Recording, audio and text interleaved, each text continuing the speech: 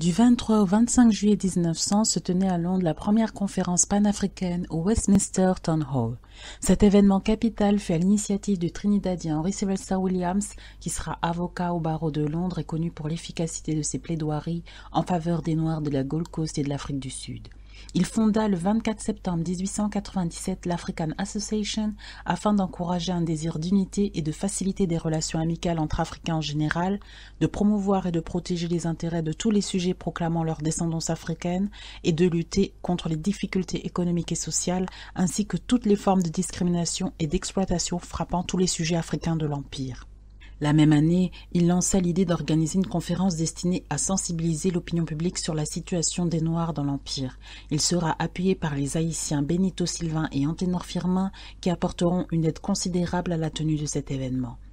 Le terme panafricain apparaît pour la toute première fois dans une lettre du 11 décembre 1899 d'Henry Sylvester Williams adressée à un membre de l'African Association.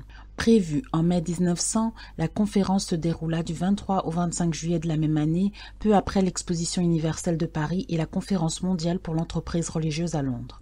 La conférence panafricaine avait pour objectif de rapprocher les peuples d'ascendance africaine dispersés à travers le monde, d'élaborer des plans en vue de l'établissement de relations plus cordiales entre les races blanches et noires et lancer un mouvement pour permettre à tous les Noirs vivant dans les pays civilisés de jouir pleinement de leurs droits et pour défendre leurs intérêts économiques. Elle rassembla des représentants originaires d'Afrique, des Caraïbes, des États-Unis ainsi que des Noirs vivant en Grande-Bretagne.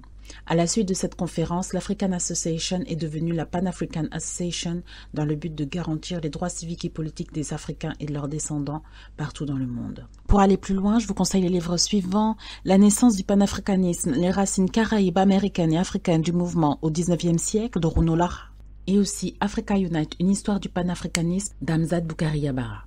N'hésitez pas à vous abonner à la chaîne YouTube, à activer la cloche pour recevoir toutes les notifications lors des publications des prochaines vidéos et je vous dis à bientôt.